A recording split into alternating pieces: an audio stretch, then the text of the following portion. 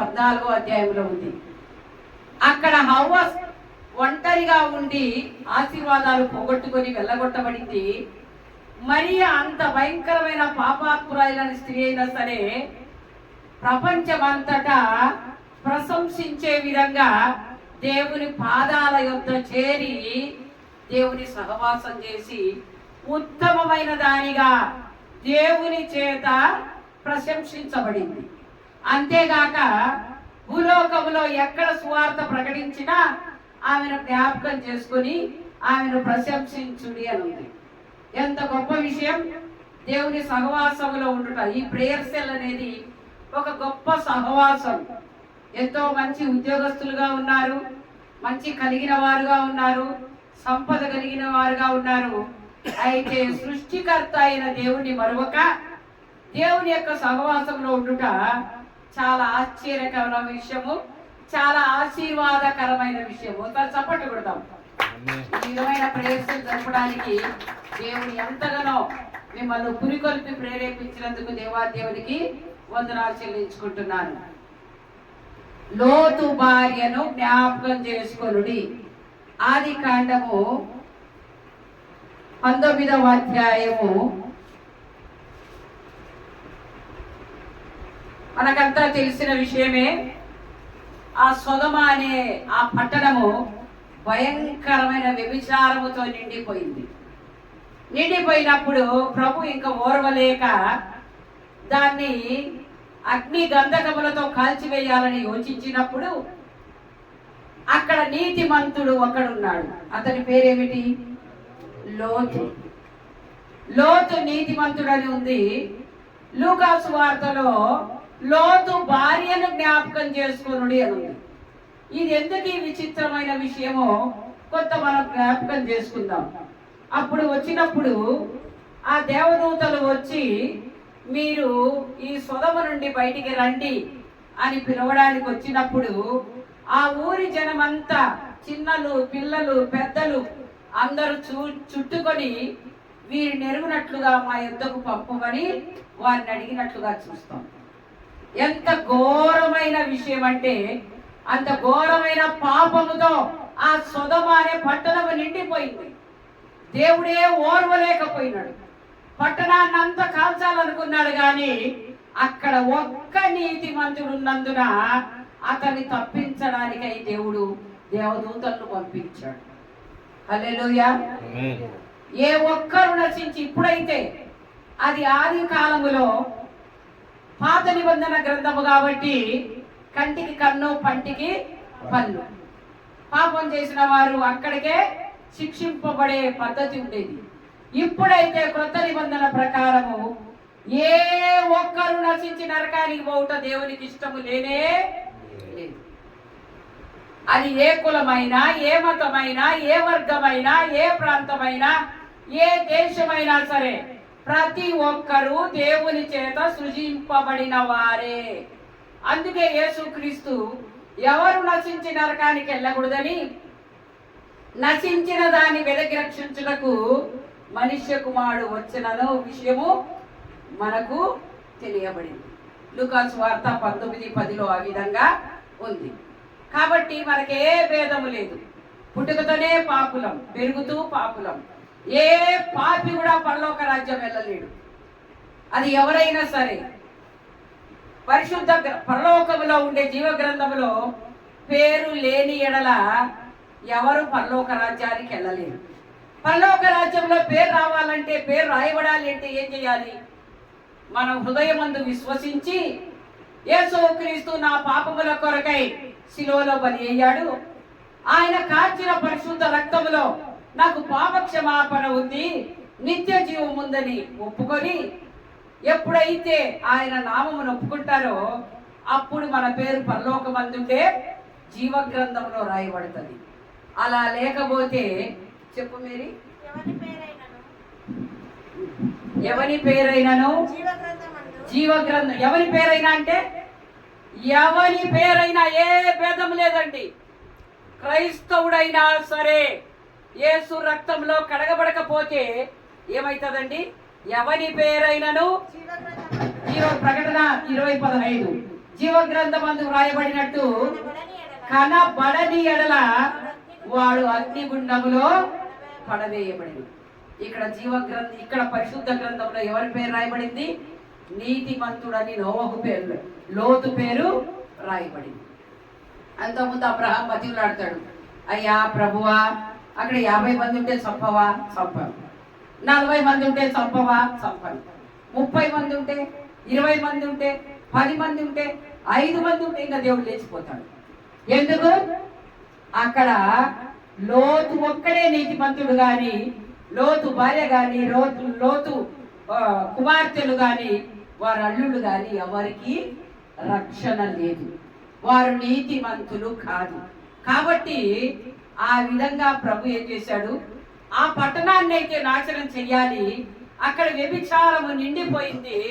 నేను ఓర్వలేను గనుక ఆ నీతిమంతుడిని తప్పించడానికి, ఆ నీతిమంతుడిని బట్టి ఆ కుటుంబాన్ని రక్షించడానికి దేవుడు ప్రణాళికతో ఏం చేశాడు? దేవదూతలను పంపించి, మరి 19వ అధ్యాయం ఆదికాండం తర్వాత చదవండి, పంపించి వారిని అందరినీ బయటకు తీసుకొని వచ్చేదానికి ప్రభు పంపించాడు. అయితే దుర్మార్గులు ఆ ఇంటి చుట్టూ చుట్టుకొని వారిని ఆటంకపరిచినప్పుడు ప్రభు ఏం చేస్తాడు? ఆ దూతలను ఆజ్ఞాపించగా దూతలు వారికి గుడ్డితనం కలగజేస్తారు. అక్కడే ఉన్నా కూడా తలుపు వెతికి కనుక్కోలేకుండా ఉన్నారు. అక్కడే వెతుకుతున్నారు వాళ్ళు, అయితే తలుపు కనుక్కోలేదు. అప్పుడు దేవదూతలు ఏం చేశారో చూడండి. 19:15 తెల్లవారినప్పుడు ఆ దూతలు లోతును త్వరపెట్టి, లెమ్ము, ఈ ఊరి దోష శిక్షలో నశించిపోకుండా నీ భార్యను, ఇక్కడ ఉన్న నీ ఇద్దరు కుమార్తెలను తీసుకొని రమ్మని చెప్పింది. లోతును బట్టి దేవుడు కుటుంబాన్ని ఎంతగా ప్రేమించాడో చూడండి. అక్కడ లోతు భార్య నీతిమంతురాలు కాదు, కుమార్తెలు నీతిమంతులు కాదు. ఎందుకంటే అక్కడ లెక్కలోకి రాలేదు వాళ్ళు. ఆ 5 మంది లెక్కలకు వాళ్ళుగా రక్షింపడింటే 5 మంది అవుతారు, 5 కూడా లేదు. ఆ నీతిమంతుని బట్టి కుటుంబం అంతా రక్షింపబడ్డానికి దేవుని యొక్క ప్రణాళిక ఏర్పాటైంది. కాబట్టి దేవుడు ఏం చేశాడు? ఆ దూతలను పంపించి వారిని బయటికి రమ్మన్నాడు. కుమార్తెను తీసుకొని రమ్మని చెప్పింది. చదువు 16వ వచనం. అతడు తడువు చేసెను, అప్పుడు అతని మీద యెహోవా కనికరపడటం వలన ఆ మనుషులు అతని చేతిని, అతని భార్య చేతిని, అతని 2 కుమార్తెల చేతుల్లో పట్టుకొని వెలుపలికి తీసుకొని వచ్చి ఆ ఊరి బయట నుంచి, చప్పట్లు కొడదాం ఒకసారి. దేవుడు ఎంత కరుణామయుడండి. కుటుంబంలో ఒక రక్షింపబడకపోతే మిగతా అందరి మీద కరుణ చూపేవాడు. సగం మంది దేవుని నమ్ముతారు, సగం మంది లోకములో ఉంటారు. అయినా ప్రభు వారు నశించుట ఇష్టము లేదు. అందరినీ కాపాడాలనే, కుటుంబాలను కాపాడాలనే దేవుని యొక్క ప్రణాళిక. అందుకే 128వ కీర్తనలో, 127వ కీర్తనలో, ఆయన 128 కీర్తనలో ప్రాముఖ్యంగా కుటుంబం యొక్క విలువలు తెలుపుతాడు ప్రభు. కాబట్టి నోవహును బట్టి అతని చేతిని, అతని భార్య చేతిని, అతని కుమార్తెల చేతులను పట్టుకొని ఏం చేసినారండి? ఆ ఊరి బయట నుంచి. తర్వాత ఆ దూతలు వారిని వెలుపలికి తీసుకొని వచ్చిన తర్వాత ఆయన నీ ప్రాణమును దక్కించుకున్నట్లు పారిపోము, నీ వెనకకు చూడకు. ఒకటే కండిషన్, నువ్వు పారిపో, వెనక్కి మాత్రం తిరిగి చూడద్దు. ఒక్క కండిషన్, వెనక జీవితం వైపు చూడద్దు. నువ్వు పరిగెత్తా ఉండవు అంటే, ప్రభువా అంత దూరం నేను పరిగెత్తలేనంటే దగ్గర ఉన్న ఆ చిన్న కొండ దగ్గరికి వెళ్ళిపోయినప్పుడు వెళుతుంటే ఏం జరిగింది చూడండి. వెళుతుంటే ఏం చేసింది జరిగింది?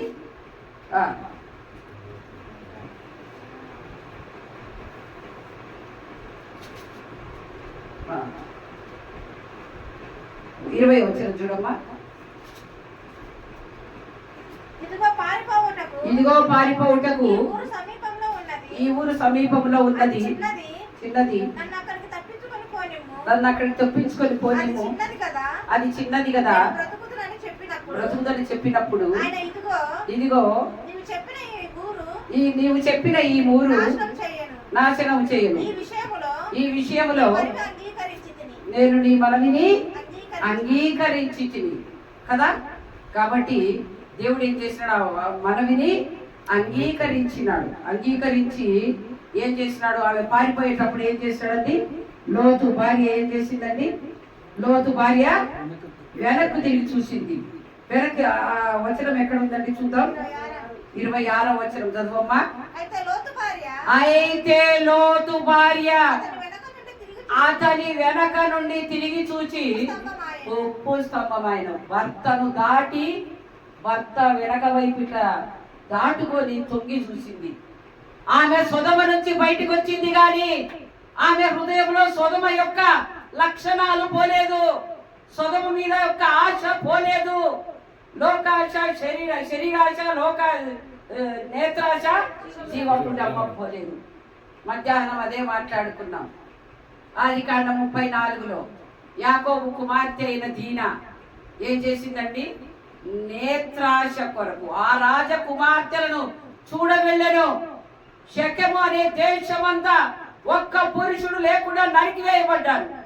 పిల్లలు, తల్లులు అందరూ చెరపట్టబడ్డారు.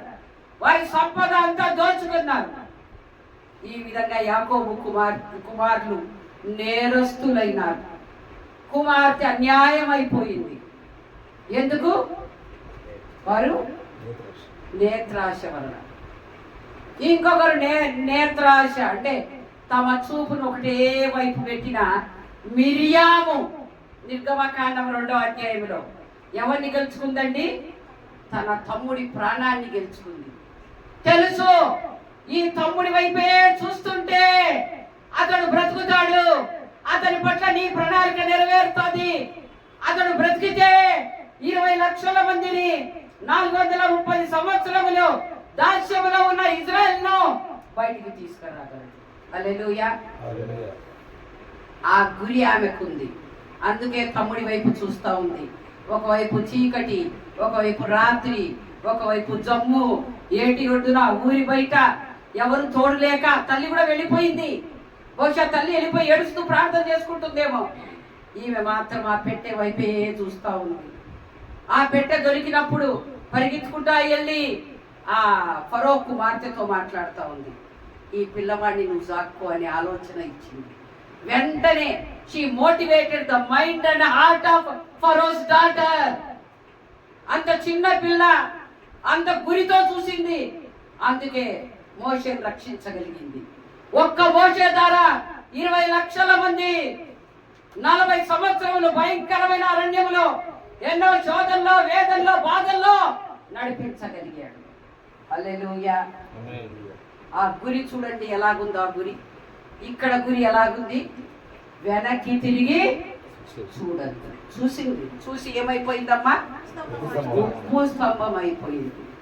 ఇక ఎందుకు పనికిరాదు. తర్వాత వారి కుమార్తెలు చేసిన చెడు కార్యాన్ని గురించి ఆ కిందనే ఉంది. తర్వాత ఇంటికి వెళ్ళాక చదవండి. దీన్ని బట్టి మనకు తెలిసిందేమంటే ఆ తల్లి ఆ కుమార్తెలను కానీ ఆ కాబోయే అల్లుళ్ళను కానీ ఎవరిని సరి అయిన రీతిలో పెంచలేదు. దేవుని భయం అనేది వారికి నేర్పలేదు. లోతు నీతిమంతుడే. ఎంత నీతిమంతుడు!